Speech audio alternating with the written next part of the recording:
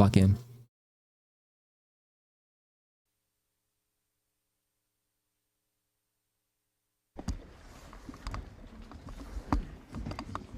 Yep.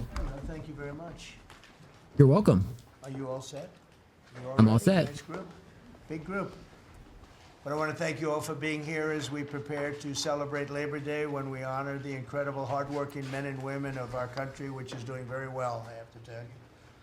Every policy of the Trump administration is designed to lift up the American worker, promote great-paying blue-collar jobs, and to rebuild the industrial bedrock of our nation. It's also obviously for great defense. We have the greatest military in the world. We rebuilt it largely in my first term. Some of it was stupidly given away to Afghanistan.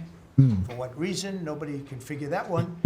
But it was still a relatively small amount of what, if you compare. The concept of what they did, however, is just incredible. But Yeah. the country is doing well. We're respected all over the world like never before, probably. We went to NATO, as you know, and they went from 2% to 5% of GDP.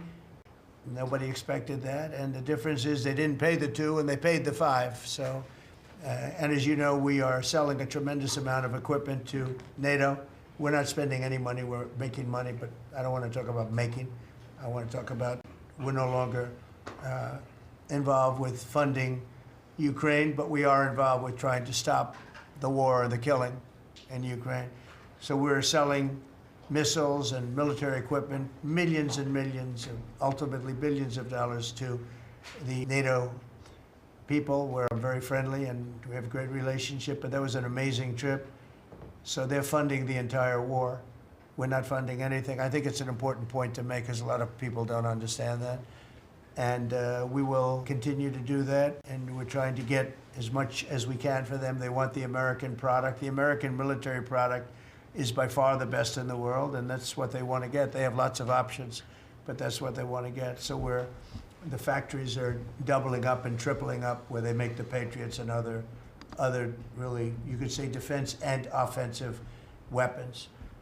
The wages for blue-collar workers are now rising at the fastest rate in 60 years, which is so important to all of us around this table. The average American worker has already seen a $500 wage increase this year, and there's no inflation, because there's been decreases, tremendous decreases, with thanks to Doug and Chris and some of the people, the great job they've done with energy. Thank you very much. And Chris, thank you very much.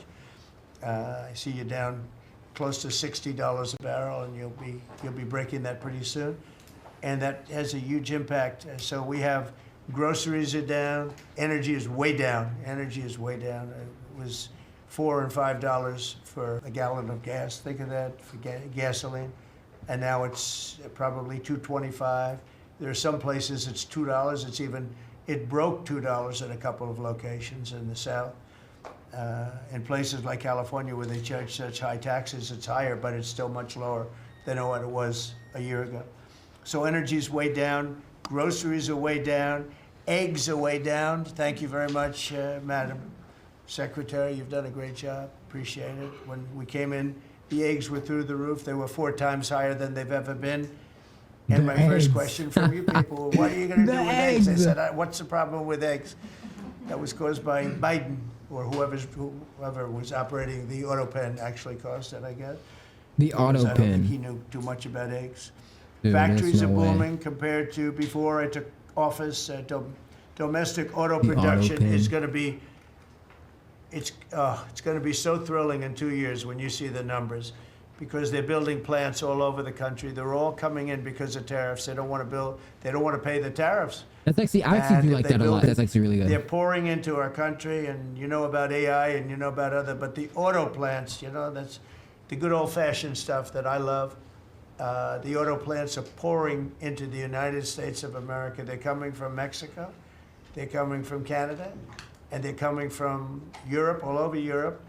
And it's been pretty amazing. So factories are booming, and when they actually open, right now they're booming in terms of construction. This is something given to me by Mark Zuckerberg, and you'll see this is AI now. These are, I never understood. I said, well, because I built shopping centers, and for $50 million you can build a very nice shopping center Yeah. So I never understood when they said 50 billion for a plant. I said, the hell kind 50 of a plant billion. is that? Ah! But when you look at this, you understand why it's 50 billion. So this is one he's building in Louisiana. Oh my gosh, that's crazy. That's Meta. That's insane. Facebook, as people understand it to be. But look at that. That's the size of Manhattan. So Dude. that's superimposed over the Oh my island of gosh. Manhattan. It takes up An a entire big block. part of it. I think That's they say insane. 81% of Manhattan. So these are big things, and they're going up. A lot of them are going up now. I don't know that big. Actually, Mark is building 4 of them, and others are building similar places. And when these things open up, I'll tell you what, our country, we're leading China now in AI, substantially leading China. And the reason is because we're letting them build their own electrical facilities. We would need double the energy that if you take all of the electricity that we produce right now in this country, you'd have to multiply it times 2 or maybe 3 times. So 3 times more than we have right now for everything, to operate your toaster and everything else, okay? 3 times more. And the way we are able to succeed, because China goes out and builds these massive plants. They're right now building 58 coal, in this case, almost all coal-fired plants. And coal is back with this country too, by the way. You know, there's a reason they use it, because it's good. It works for them. And we call it clean coal. We don't call it coal, we call it clean, even very clean coal. But we have coal going up, we have nuclear going up. Nuclear is very much in vogue now. It's safe and inexpensive and great. We don't allow windmills. We're not allowing any windmills to go up. Yeah, windmills Unless are there's a bad. legal situation where somebody committed to it a long time ago. We don't allow windmills, and we don't want the solar Bad panels. mills. I was speaking with the secretary about, because they take up, you know, thousands of acres of our farmland. You see these big ugly patches of black plastic that comes from China, and the solar is, you know, I like solar in some ways, but for firing up your big plants, it doesn't work. It's very unstable, but it really takes up your farm. The farmers are saying, you know, they're building these massive blotches in the middle of the fields all over the country. It's so crazy. It's so crazy. So we're not heavy into that at all. And windmills, we're just not going to allow them. They're ruining our country. They're ruining everyone. If you look at, I hate to mention countries, but you look at the UK, what's happened at UK, they have energy costs have gone through the roof. It's because of wind. They want to do Yeah, everything. the UK is going through a lot. Close up the northern parts of the country. They have oil that's tremendous. And they closed it up, and they've been building windmills all over the place. And I tell them, you're my friends, but man, you're going to have a bad awakening very soon. It's going to be very bad. They're ugly. They don't work. They kill your birds. They're bad for the environment. And if you look at them from a house, your house is worth less than 50%.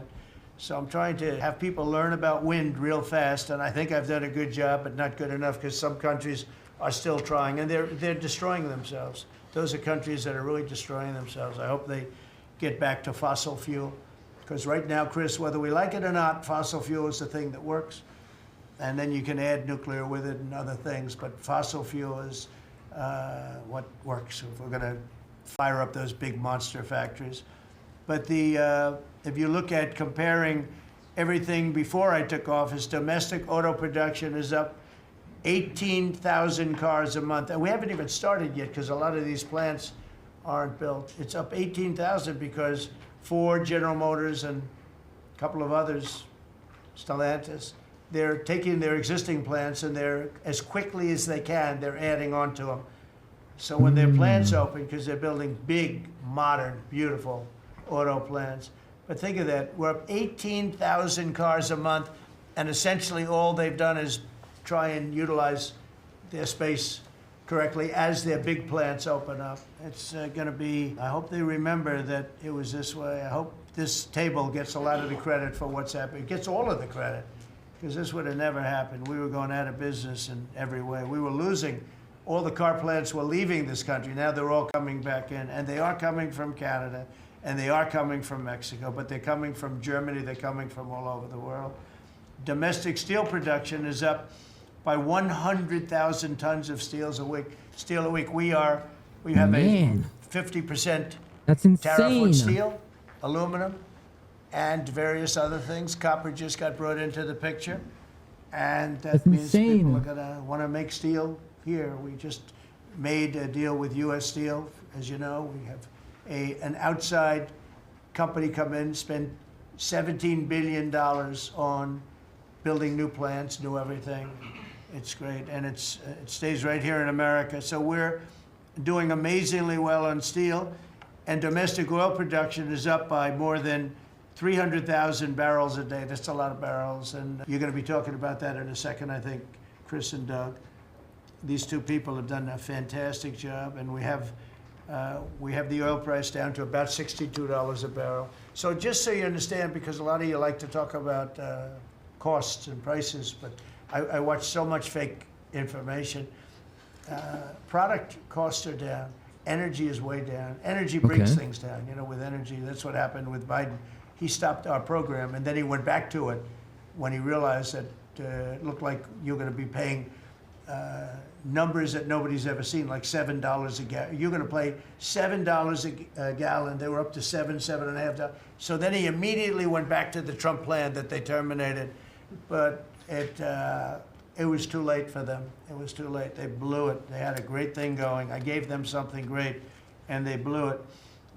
Since the inauguration, we've created over 500,000 new private jobs, and if you notice, when the numbers come out, government jobs are going down and private jobs are coming up, and that's what really fuels the country. It's easy to hire people and pay them for doing something that maybe is not very productive, but government jobs are down, actually substantially down, and private jobs are way up, and these are the jobs that make money, create a better life. Meanwhile, we've reduced the number of federal bureaucrats by 84,000.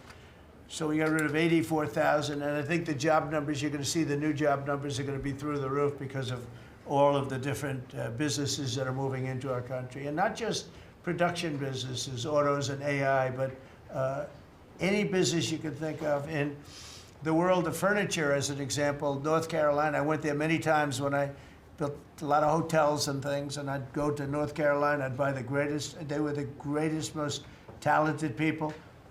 And then China came along and took all of those jobs away. If they would have tariffed them, China wouldn't have taken any of the jobs. But we had presidents that, honestly, and I like some of them, but they didn't know what the hell they were doing from a business standpoint, Right. from running the country.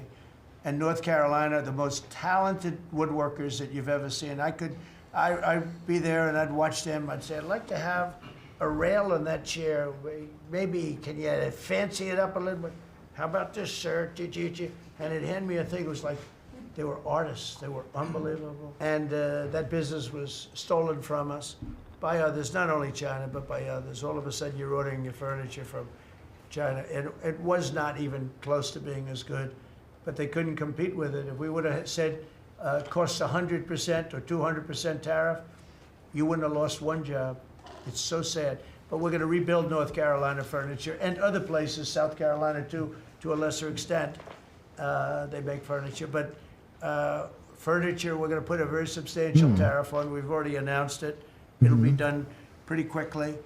And when that happens, everyone's going to start. I just tell you, North Carolina, go out and start getting the grandchildren and the children, start teaching them, because some of those incredible artists that I knew as young people, they're older people now, but they still have the talent and they have time left. But they're going to be teaching their sons and their daughters and their grandchildren, and it's going to be a beautiful thing to see. It's going to happen like magic. It's going to happen without Like question. magic. It's not like, gee, I hope it happens. It's going to happen. The results of Ford that just announced it's going to create 4,000 new jobs, American jobs. Hyundai, 14,000 jobs. General Motors is moving production of the Chevy Blazer and Equinox from Mexico back to the United States where it belongs. Don't Okay. forget, we lost 55% of our auto production over the last 35 years. 55%. We were the auto capital of the world. Like there was nobody even think about challenging us. We lost 55% of it to Mexico, Canada, China, a lot to China, and other countries. And it's all coming back. We will be bigger. A couple of years, we'll be bigger than we ever were. we'll be more dominant, we'll be bigger. We make great product too. We're starting to make really great product. We're going to be bigger than we ever were. We're going to be at the level that it was when we were the only one that really, we sold to the world. And we're going to be back selling to ourselves and other parts of the world. It's not going to be the same, but it's going to be equally as important as it was in the heyday 30 years ago. But we lost more than 50% of the automaking capacity. In fact, the unions, the auto unions, as you know, the top guy didn't know me, didn't like me, and now he likes me. He says, man, I can't believe what Trump has done. But the auto workers voted for me. They understood better than anybody else. The auto workers, the Teamsters voted for me. Teamsters are great. They all voted for me. No Republican has ever gotten the support of the Teamsters and the auto workers. And now the head of the auto workers, I mean, it's so amazing. I watch them on television there. They can't even believe what happened. And I told them all what was going to happen. We secured new market access for American agricultural exports all over the world. Our secretary is doing a great job. Thank you, Brooke. And we have negotiated historic trade deals with the United Kingdom, China, Indonesia, Vietnam, the Philippines, Japan, South Korea, who was here yesterday, and the European Union. Foreign nations are now paying hundreds of billions of dollars straight into our treasury, and numbers that nobody's ever seen before. As you know, we made trade deals with a lot of countries, and many of those countries, just to be able to sit at the table, are paying us hundreds of billions of dollars. We made a trade deal with the European Union. They were rough on us for a long time. And now we have a very good deal. We made that with them. Trillions of dollars is coming into our country. Trillions. Far beyond billions, trillions of dollars. Wouldn't you say, Scott? Yes, sir. And in a short period of time. They have to buy $750 billion worth of our energy product. Energy is great. We have more than anybody else, so we're using it. But the European Union is a done deal, and Japan is done. And, I heard there was a problem with South Korea, but we met yesterday, and they're done. We didn't do anything. We just kept the same deal. He honored the deal. They wanted to see if, well, I don't even want to say it, but they wanted to see if they could do something. But they honored the deal, which is nice. And we cut the previous record-setting trade deficit, I hear just came out. We cut it in half already. We haven't even said, we've only been here really for a few months because, you know, it takes you a little while to fix up the Oval Office and do those things. prepare for the battle, right? Okay. So we really only been here for a very short period of time, and we cut the trade deficit in half. Is that right? That's fantastic.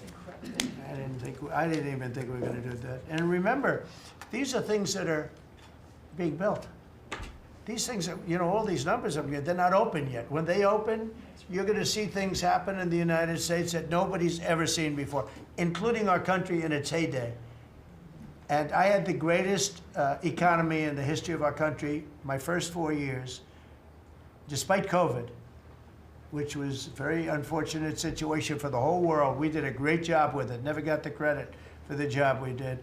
Operation Warp COVID Speed, was people really say, bad. is one of the greatest achievements ever in Very politics bad. or in the military, because it was almost a military procedure. I think we But, still we experience the second everybody, order effects of including COVID said still today, that Operation and Warp I think Speed, people what don't you even did like with that, realize it nobody can believe in their it. day-to-day lives. And we did a great job. It It's was a a hoax. It still horrible, does horrible affects us. pall over our country. We had a very dark cloud over the world. That was a very, very bad thing that came out of Wuhan, which I said it came out of Wuhan. That's where it came from. And China suffered greatly, but everybody did. But we did a good job with that, as good as you can possibly do, and we came back, and now we're stronger than ever before. If I didn't win this election, this country was gone. I'm telling you, economically it was gone. None of the things that we're talking about would have happened. The whole world was robbing us blind. Friend and foe, they were stealing our jobs, our money, our factories. They were stealing everything. We would have been a shell. We would have been a bankrupt, broken shell. And that's the way it is, but we're doing just the opposite. Stronger than we've ever been. Last month, in a landmark achievement, I also proudly signed the largest working class tax cuts in American history. So the bill that, I'm not going to use the term great, big, beautiful, that was good for getting it approved, but it's not good for explaining to people what it's all about. It's a massive tax cut for the middle class. It's Okay. a massive tax cut for jobs. And it's, I mean, think of it, no tax on tips, no tax on Social Security. So seniors, I don't know how you can vote for anybody else. And, just think of that, and no tax on overtime. So you work overtime, you don't have to pay tax on overtime. That's good. The Democrats don't know what they're gonna do. So they have like this soundbite. They have all these sound bites. They send it out. I don't know. Some guy sends out a word and everybody uses it, including the fake news. Some of you are here right now. I'm looking at you. And it's death. They use the word death. No, it's actually life. It's almost like a newborn life. It's not death. That's their soundbite. The bill is death. It's not. We strengthen Social Security. We strengthen Medicare, Medicaid. The job we've done on Social Security is, if the Democrats got in, Social Security is over because the country's going to fail. There won't be any Social Security. And I made that pledge to you. We're going to take care of Social Security, Medicare, Medicaid. And we're doing that in spades because the country is becoming so successful again. And it hasn't been this successful. I think in the end, it will never have been this successful. I don't think it'll even be close with what's happening. Every American is seeing a tax cut as a result of the bill. The average police officer will keep an extra $1,000 a year at least in overtime, and the average waiter or waitress will keep nearly $2,000 extra in the fact that they would have had to pay that kind of money on tips. And I never realized that the government was so strong on that. But waitresses, waiters would tell me that the government would go after them. Like, it was horrible. That's how it all started with me. It just was incredible. And the biggest thing was, again, the $4 trillion that they found. They said, well, that was nice. They should have announced it. I could have told them that. And I don't know. It should be simple. But a lot of people didn't understand it. Actually, a lot of good people didn't understand it. But now they're saying, Trump was right. They'd never seen anything like this. And I don't know what it is, Scott. They didn't understand what we were trying to explain to them was going to happen. Everybody's moving back to the United States because they don't want to pay a tax. If they're not here, they have to pay a tax. And it didn't seem that complicated, but it's working at a level that nobody can imagine. This is working $4 trillion, but that's a big number. It's a number that nobody ever heard of before. But $4 trillion is exciting, but that's nothing compared to what's happening because these places haven't even opened yet. Some of them haven't even started hiring yet. They're under construction. So it's construction jobs, but it's not the big number, and the big numbers, when they open, they're going to be very successful. It's a revolution. We're also working on things to ensure that the awesome power of artificial intelligence is used to benefit all Americans, including American workers and also American children. In that spirit, our wonderful First Lady has just announced a presidential AI challenge. It's going to be a very good challenge, I can tell you. She's put her heart into it, which will inspire the next generation to stay on the cutting edge of this vital technology. This is the new internet, the new computer, the new television, Everything's the new everything computer. all put together in one. This is why when I show you a picture like that, I show you this. This is a factory superimposed over the island of Manhattan. And you have many of them being built right now, or soon to start. Some of them have started. This one has actually started. That's in the great state of Louisiana. But the First Lady is working very hard on this, and it's an important initiative. And Melania, when she puts her mind to it, nobody can do better. There's nobody. So every young person should go to AI.gov to learn more, AI.gov to learn more. And you'll see it's a great challenge. I think it's going to be a very modern kind of a challenge that involves AI, which is very exciting to people. So I want to thank her, raise a lot of money for children. We're putting America first, and we're going to be putting the America worker first. And, the Republican Party has picked up 4 million new people, 4 million. The Democrats have lost 2.5 million. Other than that, they're extremely happy. They're very depressed. They're very depressed. And their new box that they've fallen into is crime. There was a consultant on one of the shows this morning I was watching. I thought he was very good. He's a Democrat consultant. And he was screaming, no, no, don't let him do this to you. It's another trap. It's another trap. What he's talking about, like men playing in women's sports. They said that's an 80-20. No, it's a 97-3. It's 97-3. Like transgender for everybody. They fought for it. They're still fighting for it. I saw a guy today, a politician that you all know very well, fighting like hell for men playing in women's sports. You don't understand. They're human beings also. Well, I agree they're human beings. But you can't have a 7-foot guy playing basketball with the women. You know, it's just one of those little problems in life. And we all have our place. That's okay. I've got my place too. But this guy's screaming, it's another trap. And this is the worst of all. He said, because this is crime. Trump is saying he's against crime and they're for crime. No, he's going, it was funny.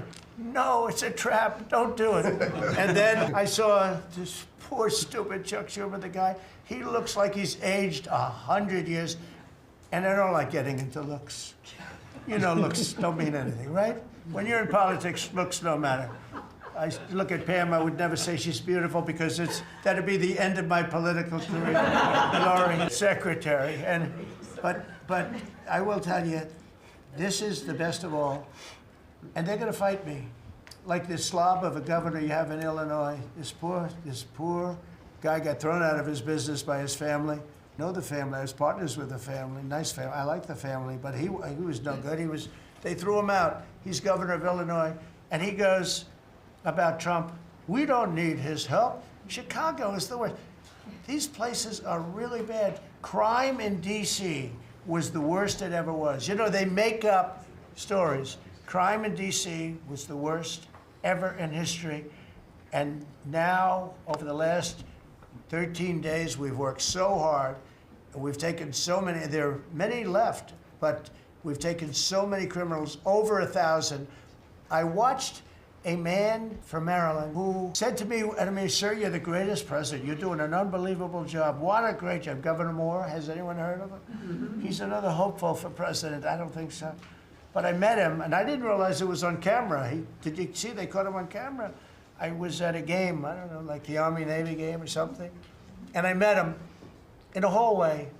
And as usual, you do your job very well. One of these great cameramen had it on tape. But I met this gentleman. I never met him before. Sir, you're doing a great job. You're doing an unbelievable job. Thank you very much. But then he goes on television and says, oh, Trump is a dictator. He's a dictator. And a lot of people have so the line is that I'm a dictator, but I stop crime. So a lot of people say, you know, if that's the case, I'd rather have a dictator. But I'm not a dictator. I just know how to stop crime. And you would think that Illinois, where they have such a problem with crime, such a bad governor, he should be calling me and he should be saying, could you send over the troops, please? It's out of control. It's out of control. In New York, it's out of control. Not as bad as Illinois, by the way. Not even close. In California, you would have not had the Olympics had I not sent in the troops. We sent in the National Guard. They did a fantastic job. We have the Olympics. We have the World Cup coming. I got them in my first term, and I was really sad because I said, oh, boy, I got them, and I won't be president. And little things happen. Thank you, God. Thank you. Little things happen. Think of it. You could ask Johnny. Johnny would tell you, he's the head of World Cup. He's a great guy, too, great commissioner. But he's the head of the World Cup. He said, Trump is the only reason we're doing this. And the sad part is that I was not going to have it. I would have to be, probably I wouldn't have even been invited to the game, depending on who's president, right? And I got that. I did not get 250, okay? The 250th anniversary, I did not get. I'd like to claim it, if I might, but I did get that. That was whether I was president or not, it was still 250. I'd like to take credit for it. What I will take credit for is we're going to have a better celebration under Trump than you would have had under some stuff. That I'll take care of. We're going to have a safer place, Christy, because of you and Tom Homan and everybody, right? But, so we have 250 coming up. we have the World Cup coming up, which is like having 45 Super Bowls, and we have the Olympics coming up. So we're going to have a very exciting 3.5 years remaining. We're going to have a very exciting. It's going to be done. It's going to be done properly. So I just want to tell you, our country's in incredible shape. Our military is strong and powerful and respected. We had some fantastic decisions from the Supreme Court that let us put the people into the military and other businesses that are best for the job, as opposed to some woke reason that was killing our country. That was a very strong, very powerful. You can now go into a company based on your ability, as opposed to being forced in based on some factor that cannot make our country great. That was a big decision, very, very big decision. And we've had a lot of great decisions, and we've all made some great decisions sitting around this table. I want to thank Scott. Unbelievable what's happening financially with you and Howard. And Vice President's involved in everything, and he's been great. And Marco has been really, I think you're born for this job. I don't think you should ever run for another office. I don't think you should, really. You're so good at this. He is so good. And everybody likes him, everybody likes him. But everybody, much more importantly than like, I think you would say, is respect. They respect Marco. They respect all the people around the table. So what I'd like to do is I'd like to go around the table. You seem to like it. Your audience seems to like it based on ratings. And I want to mention, about crime, because we have a young lady here, Iris, of Epoch Times. You're Iris, aren't you, huh? And I heard you were very savagely mugged in the city, and I'm not going to let that happen under this administration. That was last year. And would you like to mention what happened? Of course. So first of all, thank you, Mr. President. You want to listen to this? For having me here to share my story to the room and to the broader public. My name is Iris Talman, White House correspondent for NTD, the sister media of the Epoch Times. So more than 2 years ago, it was a Saturday morning in broad daylight. I was on my way to work, and a young man with a black ski mask pointed a gun at my face and threatened me to hand over my phone, my wallet, my laptop, and everything else. And when I refused, he used the butt of his handgun to strike me across the face, in the cheek, or what some people call pistol whip me, before running away. And that has deeply traumatized myself and my family. Ever since, I've never dared to walk the street of DC at night, ever. And my family was extremely worried. So, Mr. President, thank you so much for what you're doing right now. Thank you, Iris, for being honest. Such incidents involve not just me, but also my family. If he had shot me, I could have died right there in the middle of nowhere without my families or my friends knowing. Really? At the age of back then, I think 23. Right. Just starting my career here in DC without even starting a family. But now I'm very blessed to have this opportunity. So you had a gun pointed at your head, and you probably figured that he's going to pull the trigger, because these are animals that don't know what the hell, they couldn't care less. The pulling the trigger to him is a very minor event, and I'm sure he's done it before. So how did you, and you did refuse to give it, which Correct. would probably, maybe somebody would say that was not the right decision, right? Right. But you refused, but I understand that. And then he hit you real hard. Yes. It's really amazing that you weren't shot. That was. I'm very blessed, and that's why having this opportunity to stand here to share my story today. One, I'm very grateful for God for allowing me to still survive to this day, but also to Mr. President. Thank you for now making DC safer. Thank you very much. For us, for our families, for my parents, on my behalf That's of good. my parents, and now Cut down on the crime. my baby on the way. Thank you so much. And there are other reporters and journalists, good people, and you don't have to say it, but that have also been attacked violently, and not violently too, pretty badly. But and I bet you see a big difference in the streets right now. And this is only 12 days, but people are telling me they're going out to dinner now. They haven't. I told the story of my friend, but I have a lot of friends that are going out to dinner all the time now in D.C. and they weren't doing it 12 days ago. Yeah. They would never even think. One of my friends went out 5 times. It was 4 times the last time I told. Now it's 5 times. He said, I love going out to dinner, and restaurants are starting to open again. A lot of them closed because, nobody wanted to go into a restaurant. Nobody wanted to get to a restaurant or even sit in the restaurant. But you see a big difference now, don't you? I do pass by Union Station every day on my way home, and I do feel a lot safer seeing the trucks right outside, seeing the National Guard troops members right outside. It does make me feel like I'm hopeful about DC again, and one day hopefully we can raise our family here. Thank you very much. That's nice. And those are tough troops, too. Those are not politically correct troops. We don't have politically correct anymore. We have tough guys, tough Politically people. correct, yeah. Including some tough women. But we Yeah. have tough people. And when you look at them, I tell you, they showed one scene where a bunch of Tren de Aragua guys or whatever, maybe MS-13, maybe MSDNC, okay? Because to me, they're worse. I think they're worse. MSNBC maybe is worse than Tren de Aragua. Real scum, real dishonest people.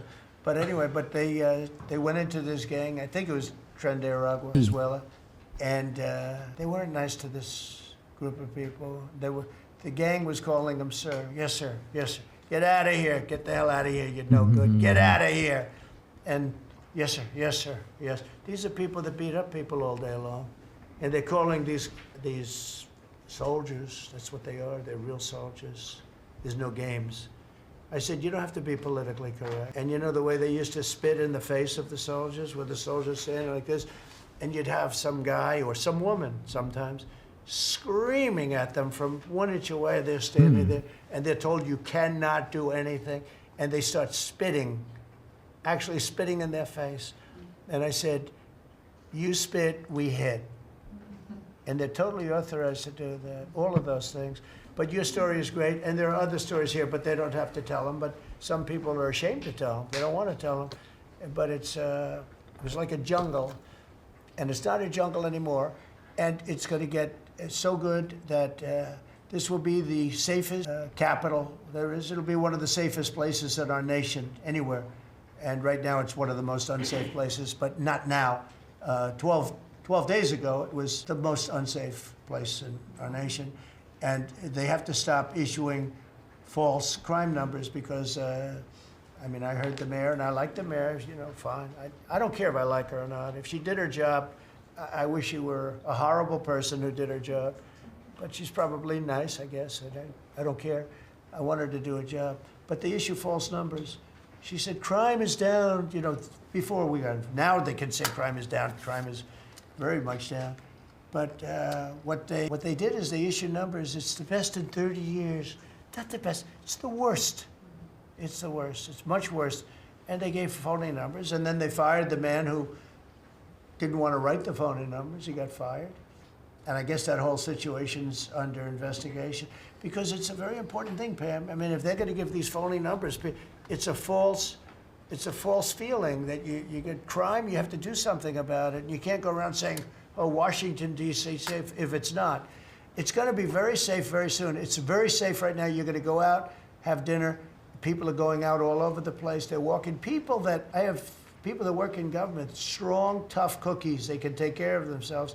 But it doesn't help to have big, strong muscles. And I work out. If a guy's over there with a gun shooting you in your face, you can be the strongest guy in the world. Guy has a gun, shoots you in the face.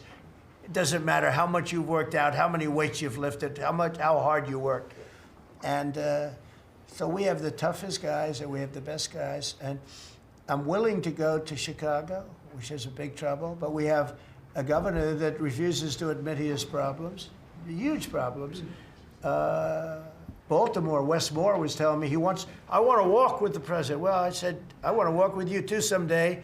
But first, you got to clean up your crime because I'm not walking in Baltimore right now. Baltimore is a hellhole, and this guy, I don't even think he knows it. He's another candidate for president. Between him and Newsom, you got some real beauties, I'll tell you. But if we didn't go into Los Angeles, you wouldn't have the Olympics. In my opinion, you wouldn't have the Olympics. We went in, and the sheriff, the boss, said, "Thank God they're here." You could see his tape. He said, we were not able to control what was happening. That was the sheriff. And he said it loud and clear. And, you know, they're suing us for going in and cleaning up crime. And yet their own sheriff said, on the first or second night, he said, we could have never handled. That was going to be, you were not going to have the Olympics or the World Cup, because that would be, there wouldn't be anything left. They shouldn't have lost 25,000 houses. Houses. The water was turned off from the Pacific Northwest, and I was after them in my first administration. Literally being told, look, I just got a message. Actually, I can't show it because it'll leak. I literally just got a message, literally saying, you have to stop watching because you're gonna miss part of your show. We've been here for like 4 hours or something, or like 2 hours, I think. 2 hours, and we're gonna miss like the whole segment. It's already 3 hours. A blast. A blast. We have to stop watching. We missed the whole segment. I didn't think it was gonna be 4 hours. Rachel, why didn't you tell me they went cabinet meeting? I didn't know cabinet meetings were 4 hours, 3 hours. We're cooked. We're cooked. I can't watch the whole thing.